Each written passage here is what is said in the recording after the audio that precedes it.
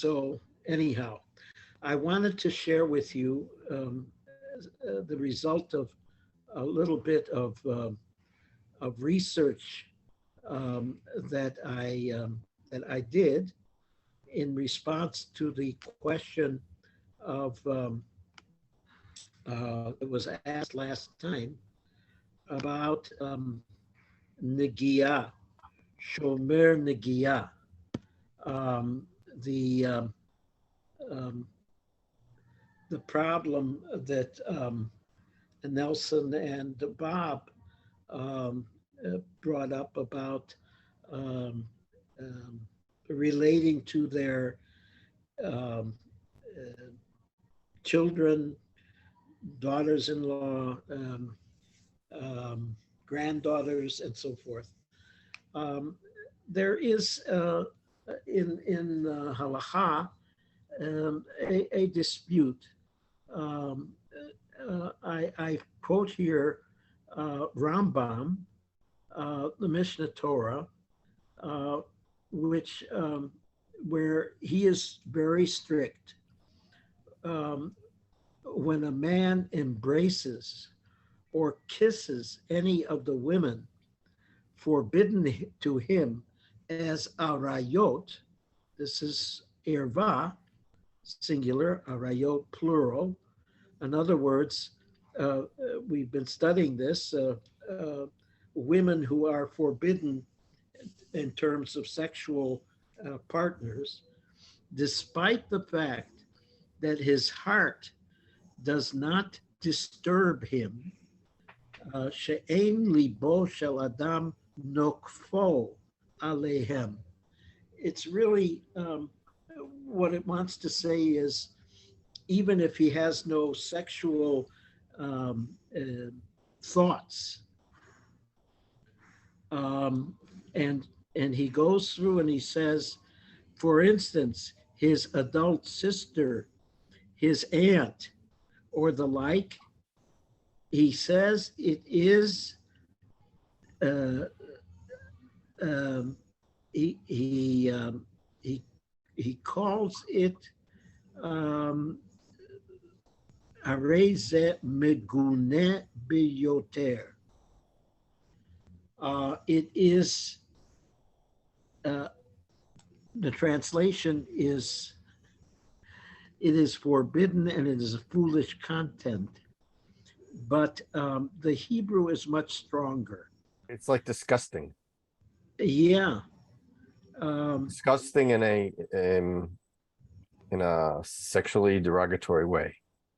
Really awful. I think that's the word that's used for the criminal act of molestation.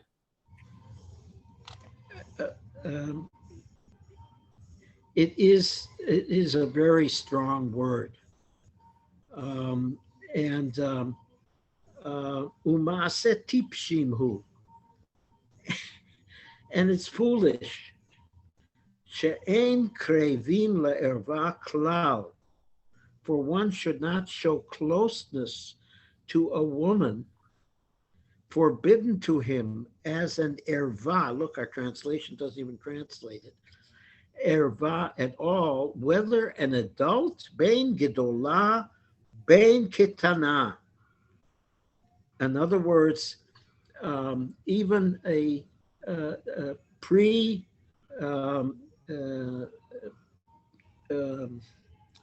before puberty, chutz meha'em livna v'ha'av levito. So as I started saying, in the halacha, there's dispute. Rambam is the strict one, and he's followed by many authorities, but there is another view that is far more permissive. Rabbi, I have a related question. Go ahead. Go ahead, Nelson. As a man, is it strictly applied to someone beyond the age of our bar mitzvah, or of any age? Could an 8-year-old say, I can't kiss her, it's disgusting, because I could never marry her? No, I think children are not, don't, I don't think anybody pre-bar mitzvah would be concerned. Anybody would be concerned with that. But they're concerned about the minor, a girl who's a minor. Right. That the male, you see the understanding is, it's a very interesting and really deserves much more than I can provide. The rabbi's view of sexual desire is really very pronounced. That men are very vulnerable to women. Women don't have that problem, but men do, and that's why it's tzniut, all these laws of women covering their hair and men not touching them is so prominent. The rabbis really, of course, they're all men.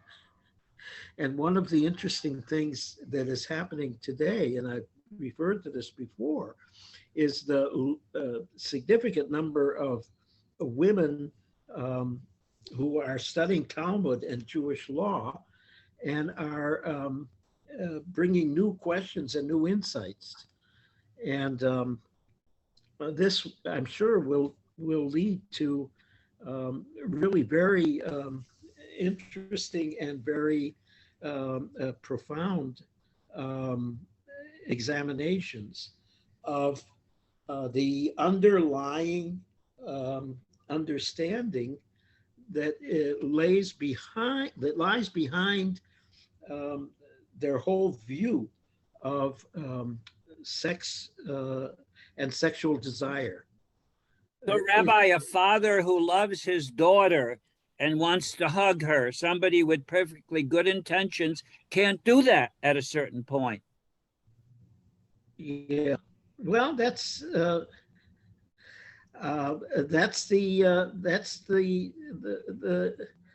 concern. Isn't that the case the Rambam specifically allows? Yeah, he said he did allow that, the daughter, but not a daughter-in-law. Okay. Except a father to his daughter, except a woman to her son, and a father to his daughter. So those who are very strict would follow Rambam and that opinion. As I said, there are other opinions that are far more liberal. That obviously, if one has sexual feelings, then that is forbidden. But other authorities allow, without the sexual feelings, connections and touching.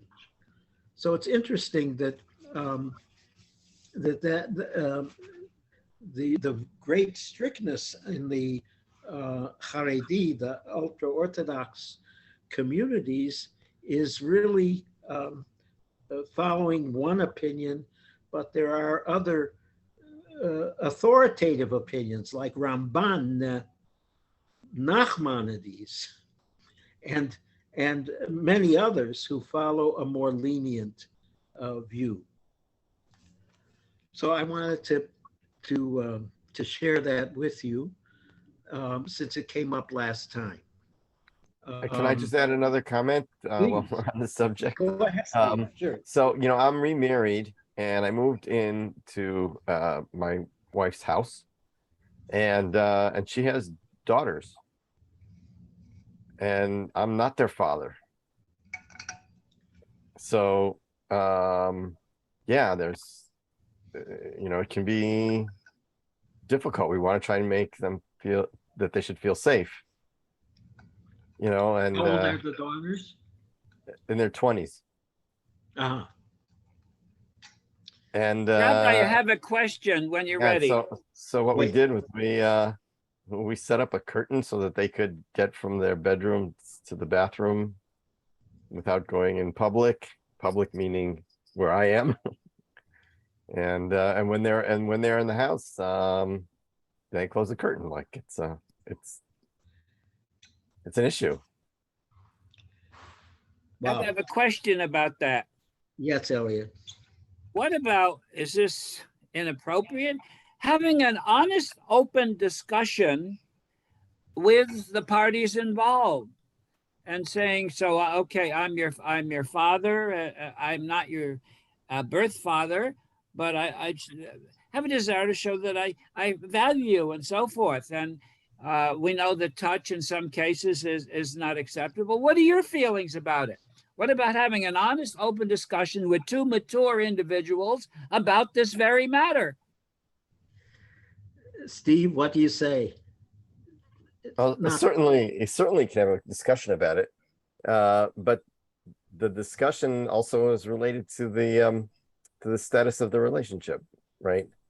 So, building a relationship with your spouse's children takes years of effort. It's not a one-time thing. You have to build trust, and especially in this case that we're talking about adult children. So yeah, you have to build trust, and I'm coming into their territory, and they can't feel violated by it, but certainly having a discussion about it is appropriate. No question. Okay, so last time when we looked at the Mishnah,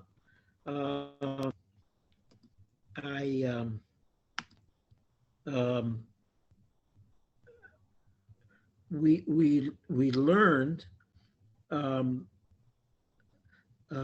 that where are we? No. Yes. Okay. We learned in the third Mishnah of the second chapter of Yevamot that Klal Amru Vayevama, the sages stated a principle, and it talks about Isur Erva, which we've been talking about since the beginning, but then it mentions Isur Mitzvah and Isur Kedusha. And we learned that in the next Mishnah that Isur Mitzvah refers to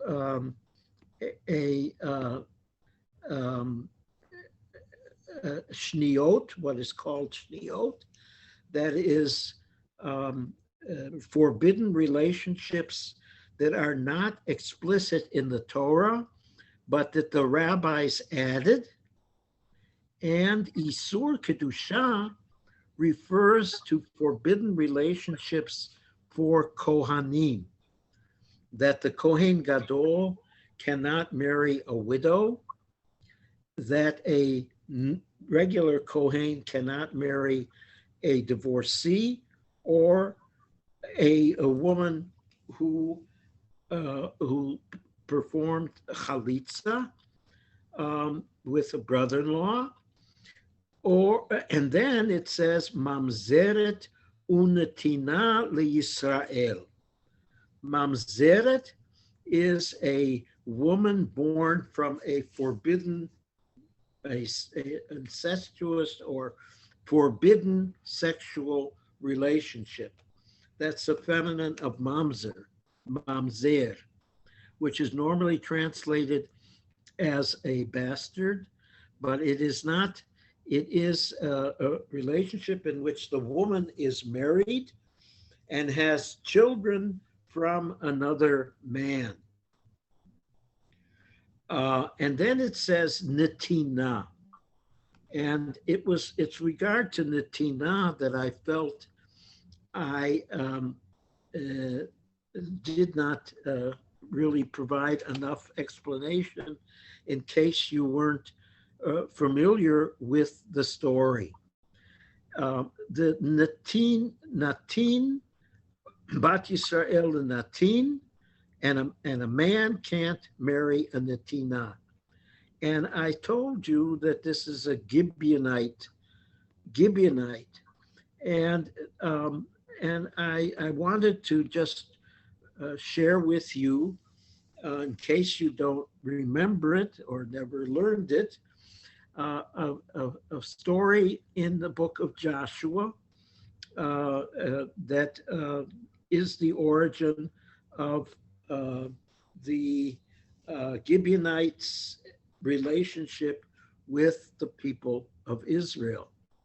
So the story goes, when all of the kings west of the Jordan in the hill country, in the Shvelah, that's down in the closer to the Mediterranean, and the entire course of the Mediterranean Sea up to Lebanon, the land of the Hittites, Amorites, Canaanites, Perizzites, Hivites, and Jebusites, learned of this.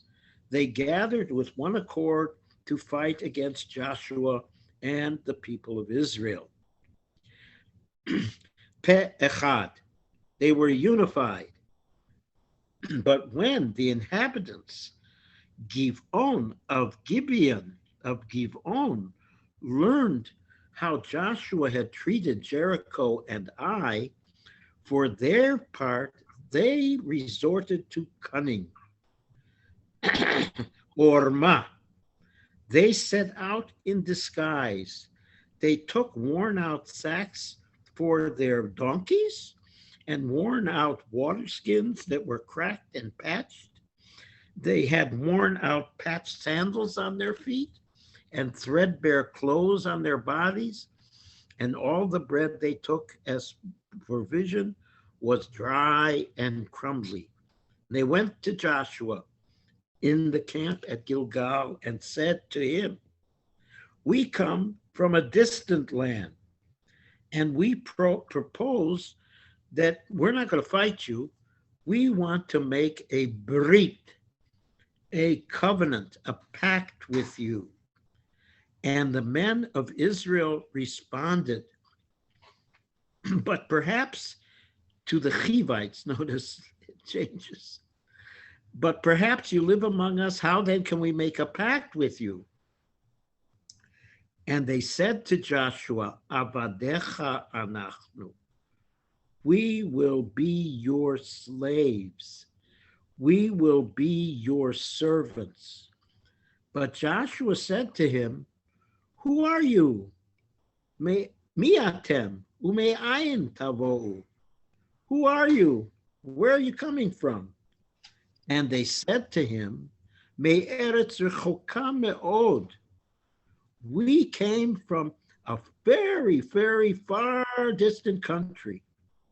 L'shem Hashem Elokecha, because of the fame of the Lord your God. Ki shamanu sham'o, for we heard the report about him.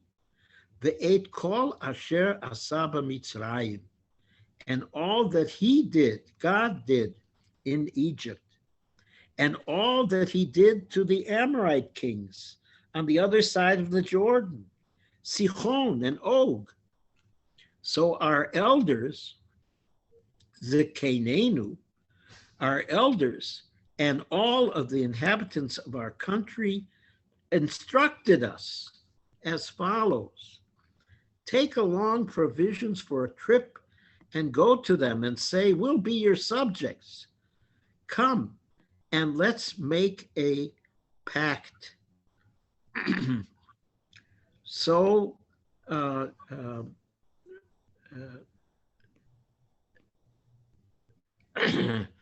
this bread of ours, which we took from our houses was still hot when we set out to come to you. See how dry and crumbly it's become? These wineskins, they were new when we filled them. See how they've cracked?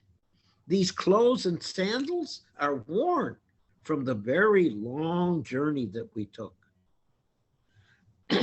The men took their word, that is, v'yichu ha'anashim mitzedam. The men took their word because of their provisions. Ve'et pi Adonai lo sha'alu, and did not ask God's opinion. And Joshua, va'yas lahem Yoshua shalom, and Joshua made peace with them, and he made a pact with them to spare their lives, and the chiefmen of the community gave them their oath.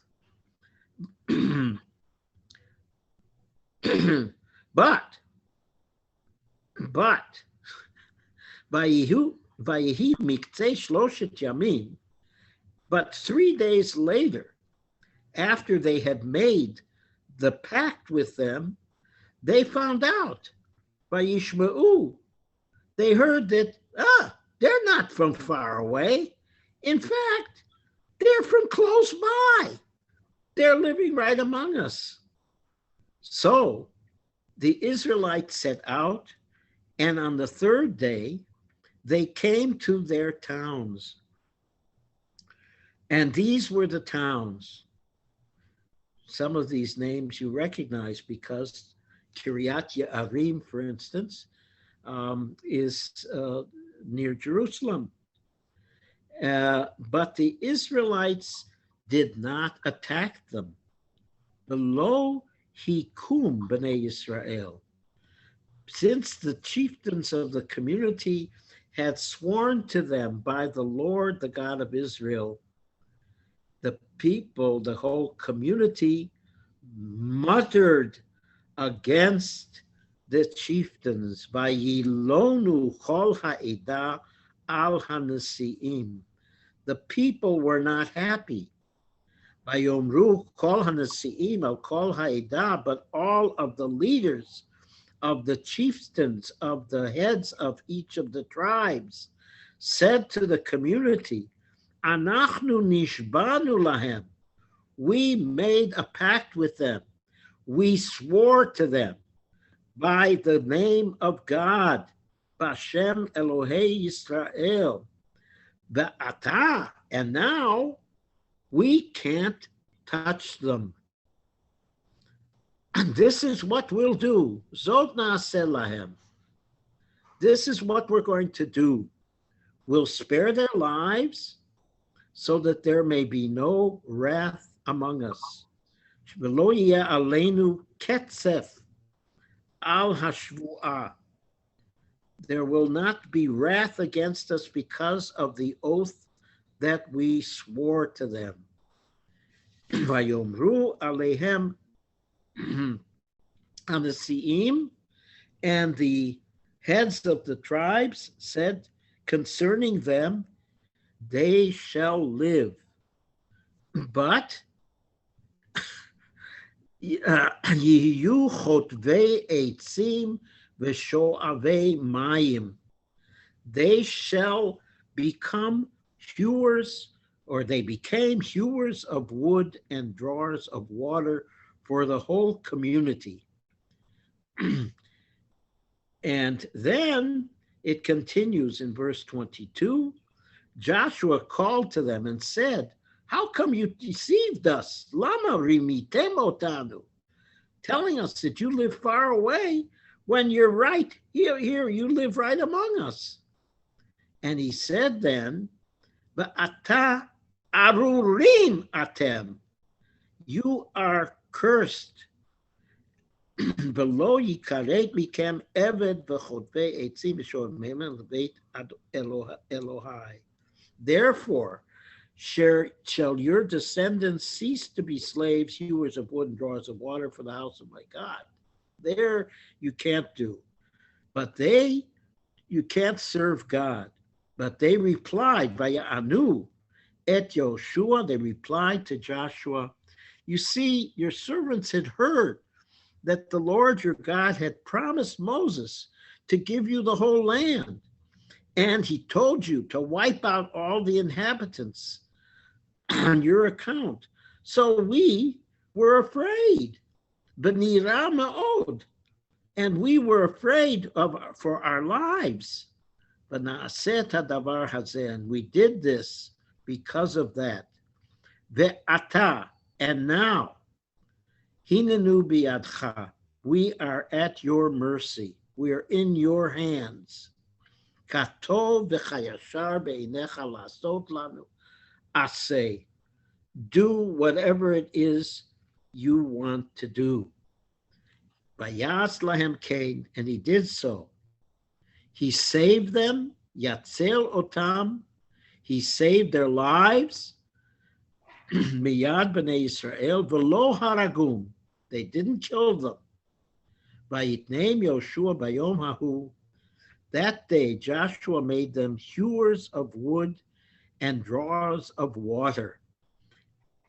And then it adds, ad hayom hazeh, up until this day, for the community, and also el hamakom asher ivchar, and also for the place that God chooses. In other words, that they worked in the temple as servants. But as we saw in the Mishnah, they weren't allowed to marry Israelites. So they were kept alive and servants, but not permitted to intermarry with the people of Israel. Any questions? It's a fascinating story. Yes, Karen. Is there any significance to hewers of wood and drawers of water specifically? I've heard that before, and I wondered. What do you think the significance is? It doesn't sound like a great job. But a necessary one. Yeah. An essential one, right? Yeah. But kind of what shall I say? Good jobs for servants, and not great jobs for They don't require very much skills. Their skills? Well, No, they're not skilled. not skilled, but necessary in a regular basis. But hard, physically hard. Rabbi, I have a question going back to a little bit before on mumzer. I gather a mumzer is a child born out of a forbidden relationship. Is that correct? And what about a child born in the case from parents who are not married? Is that child fully accepted? If the woman is not married, and the man has never been married. It doesn't make any difference about the man.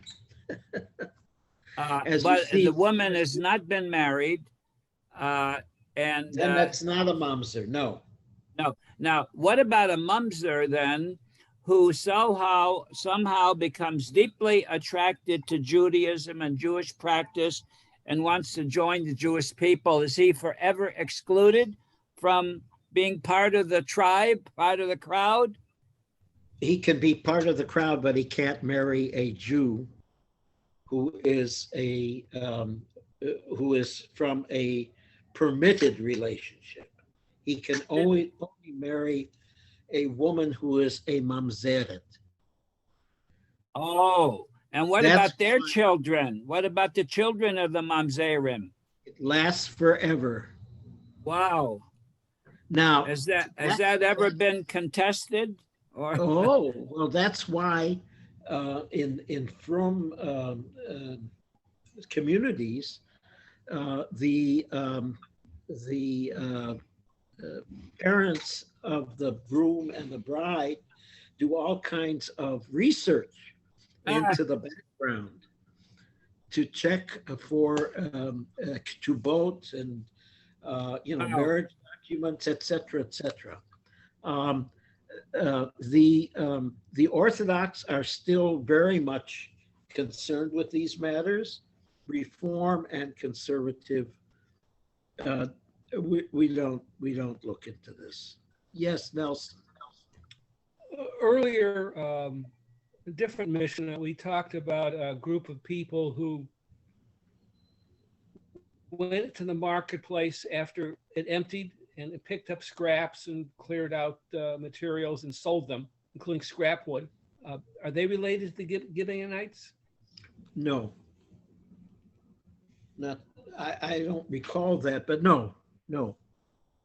But and another point, it seemed to me, I studied a little bit about marriage with another rabbi, and that one of the ways of marrying someone who was available for marriage was to have sex with her.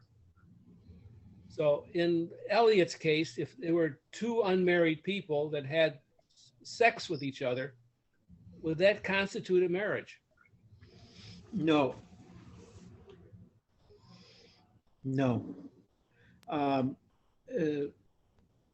Rabbi, I'm studying that right now in my Talmud Yeah. class. Go ahead, Karen. Yes, please. I'm doing that in Kiddushin right now. And that used to be bira. That's sex. And that used to constitute a marriage. There were three things that constituted a marriage. And it was exchanging money, writing a document, or sex. But they kind of got rid of the sex part because it just wasn't good. Yes, because you need witnesses.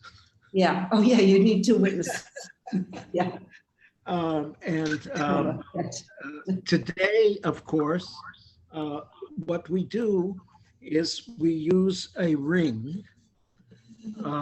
And as you know, I'm sure the ring can't have any stones on it. And that's because people who are not jewelers can't tell the difference between a diamond and zircon or whatever it's called that looks like that. And so we don't want the bride or the bride's family to think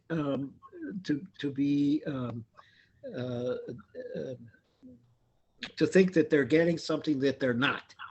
And so the ring can't have any stones on it. And we witness the groom giving the bride the ring in front of witnesses. There have to be two witnesses who see that. And the groom, recites a formula that says that this signifies that I am marrying you. Hare at mekudeshet li b'taba'at zo, with this ring. B'taba'at zo. Of course, we also have the ketubah, but the ketubah is merely a contract.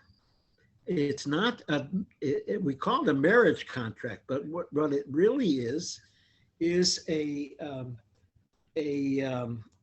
document of liability that the groom assumes for the wife in case of his death or in case of divorce. And that document says how much money the bride will get in the case of his death or divorce. In America, that money and that ketubah and that commitment and so forth is really only symbolic. And if there is a divorce, then all of those matters are handled in the civil court. And if the couple then gets a Jewish divorce, a get, part of the ceremony when the woman receives a get, it's one of the statements that she has to agree with is that the ketubah commitment is forgiven. She does not demand, she has to recognize the fact that that commitment does not apply. So in America, the ketubah is purely symbolic. And that is why, in my view, I accept newfangled egalitarian ketubot, where instead of dealing in Aramaic that nobody understands except me and a few other people, because it's in Aramaic, instead of a financial commitment in the event of divorce or his death, that they have an opportunity to express their hopes and desires for a loving and Jewishly committed relationship and family. So in Israel, however, the ketubah is taken seriously. And I remember when our oldest daughter was married in Israel, and the Orthodox rabbi who was officially doing the wedding asked my son-in-law how much to put in for the ketubah, and he mentioned some gigantic number that had some kind of significance to my daughter and my son-in-law. And the rabbi, and we had it on video, the rabbi said to him, hey, this amount is tied to the dollar. So, God willing, they should be married, continue to have a good marriage. They've been married already 32 years, coming up next month. And God willing, they will stay married for a long time. Rabbi, can I make a comment? This is very, very appropriate. My wife's 8th yahrzeit is tomorrow. And as you speak about this, I had the ketubah and so forth. I have very clear recollections of our wedding, which was in a very Orthodox style up in Toronto. It went on and on and on, all in Hebrew. And I do remember something when I learned about part of what was said. It was that if we were to get divorced, and we had a wonderful marriage, divorce was absolutely out of our both of our minds, I would have to give her so many horses and so many, cattle that I never possessed. So I agreed to do that. Thank God I didn't have to go out and buy the cattle in the event of a divorce, but divorce was out of the picture. It's our eighth yahrzeit tomorrow, and I'm giving a breakfast at B'nai Yeshua. And Rabbi, I'd be honored if you could be there to hear what I'll have to say about her. She was exemplary in terms of her connection with unshakable faith in God. That's wonderful to me. You continue to have many wonderful memories, and honor her memory. The ketubah states that the commitment is even up to the shirt of his back.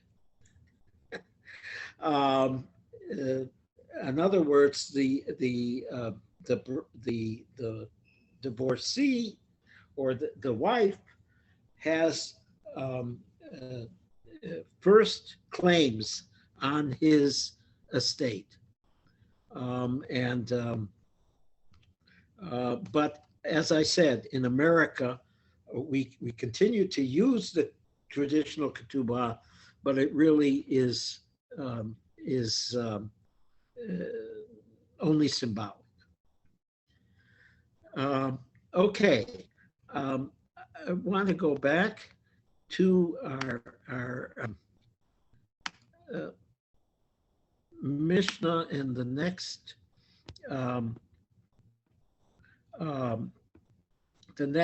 Mishnah,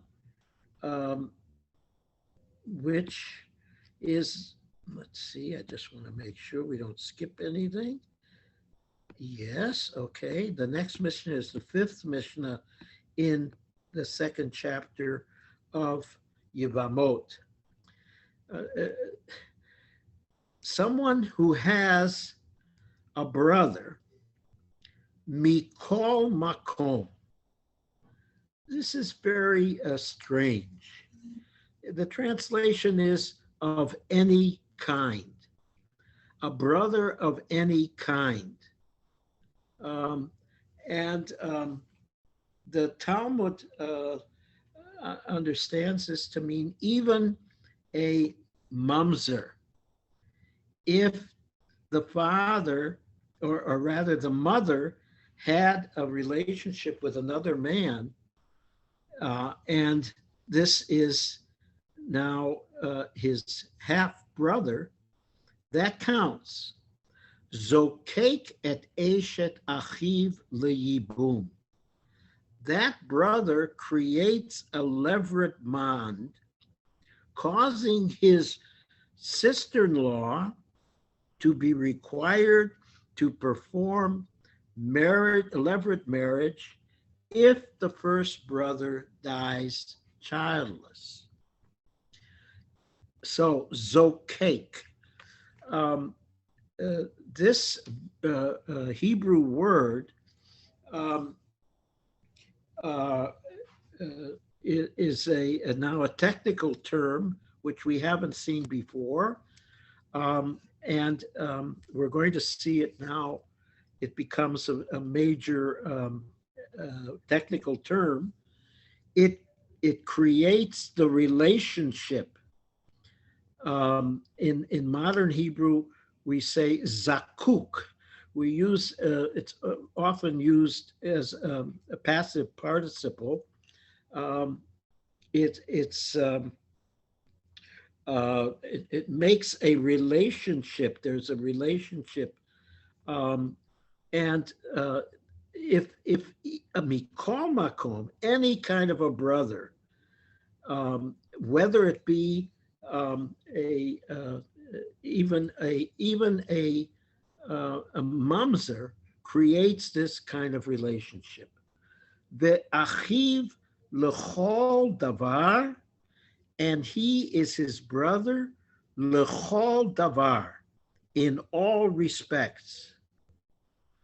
Chutz, except for mi sheyesh lo min hashivcha umin hanochrit, except for one who has a brother born from a shivcha, a servant, and our translation specifies a non-Jewish servant, a Canaanite servant, umina nochrit, or from a non-Jew. And our translation adds, as these do not have the legal status of brothers. So, mikol makom, any kind of a brother, means only of a Jewish father, of a Jewish mother, not the product of a relationship with the father and a non-Jewish woman. And then it goes on to say, the Mishnah, similarly, in the case of anyone who has a child of any kind, Mi sheyesh lo ben, again, mikol makom, poter eshet aviv min hayibum. This child is considered a child, no matter if it is it could be even a mamzer. This child is a child and is considered the father's child, and therefore if he dies, his brother doesn't have to marry his wife. He's not considered childless, even though the child was not of his wife. And it goes on to say that he is his child in all respects. Yesh lo ben mikol makom. And then it adds, v'chayav al makato v'al kililato uveno hu lechol davar. The father is responsible if the child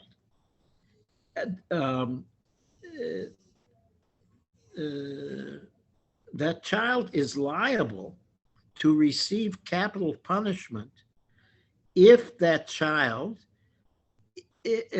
strikes his father or curses his father. In other words, this is a ben sorer umoreh, and he is his child in all respects, except v'nohu lechol davar chutz mimi sheyesh lo min hashivcha umin hanochrit, unless the mother of the child was a Canaanite maidservant or a Gentile woman. Again, as these do not have the halachic status of a Jewish child. So what this Mishnah broadens the understanding of who a child is to include a child of a forbidden relationship. He's married to a woman, but he has a child with another woman. That is considered his child, and his wife then is not, his brother is not liable to marry. He is not liable to marry his widow if he dies. That's a child. Questions? Yes, Karen. So I thought the point of levirate marriage was so that there was someone to financially take care of the woman if they died childless, because if they had a child, then the child would financially take care of her, at least eventually. But if this child is from another, or if he had an affair with someone in another marriage, no one's going to be taking care of that widow, right? That's correct. That's correct. What happened, I think, is that when we started studying this, I talked about the need to maintain the tribal ownership of land, which I think was the origin of it, that the land should remain within that tribe. As the law developed, it kind of loses that connection. And I think also, if you understand it as a desire to protect the widow, that kind of also gets lost in the process of how this law develops. It becomes a kind of um,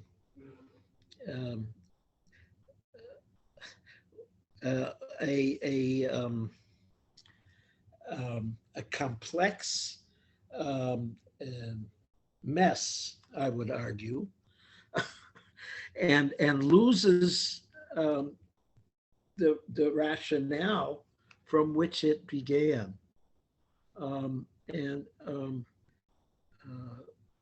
I think you can understand then why there seems to be a move away from it towards limiting it and encouraging chalitza over yibum.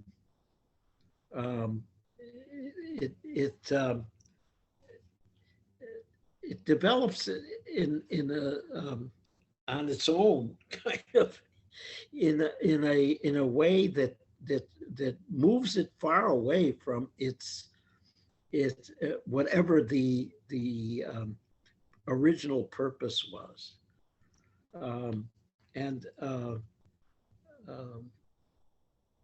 I think you can understand why the conservative and reform movement doesn't pay any attention to this stuff. Yes, Nelson.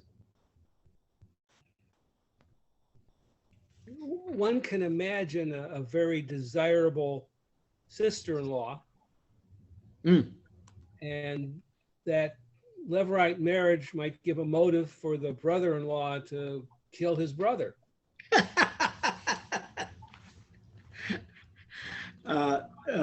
But if he's caught, it wouldn't work very well. Not if he's caught, but everyone thinks you're going to get caught. And I you have a might question. imagine Shakespeare doing what Shakespeare might do with this. Oh yes. Oh no, absolutely. Elliot. I have a question. Yeah. Have there been instances, you're talking about conservative and reform rulings, have there ever been instances in the history of the conservative movement where at one point they had a more liberal ruling on something, and at a later point, maybe decades later, they reversed that and had a more conservative view of it? As I've said before, one of the characteristics of the law committee is that they have majority opinions and minority opinions. And the decision as to which to follow depends on the local rabbi, the Mara Da'atra, the teacher of the place. What we do, of course, have is that certain rabbis might change their mind and originally kind of follow the majority opinion and change their mind and go to the minority opinion or whatever. But I don't, there have been clearly people who have felt that some of the decisions were not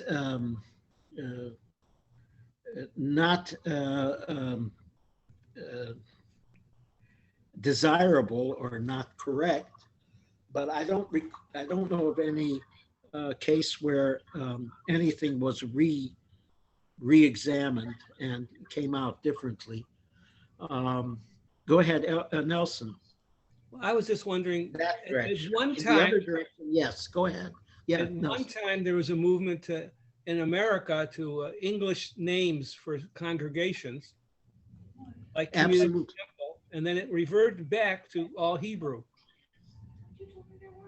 You have another class across the way. Go. I'm sorry. Go ahead. Go to the class. You have another class. There is space between the second and third, not between the first and second. They started, I think, 15 minutes ago. Go ahead. 1-5. Yeah, I'm sorry. Go ahead, Nelson. That you're correct. Heights Temple was never called B'nai Yeshurun in my day. Fairmount Temple was never called, what's it called? I forget. Same thing with Park Synagogue. So there's been a even Suburban Temple now has a Hebrew name, Kol Ami.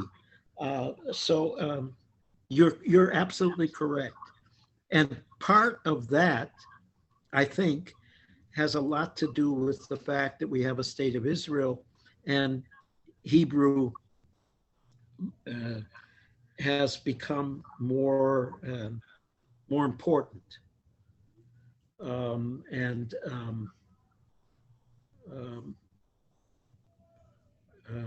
So many congregations, conservative and reform, have taken on Hebrew names. Other questions? Okay. Karen, it's wonderful to see you. We missed you last week. How's everything?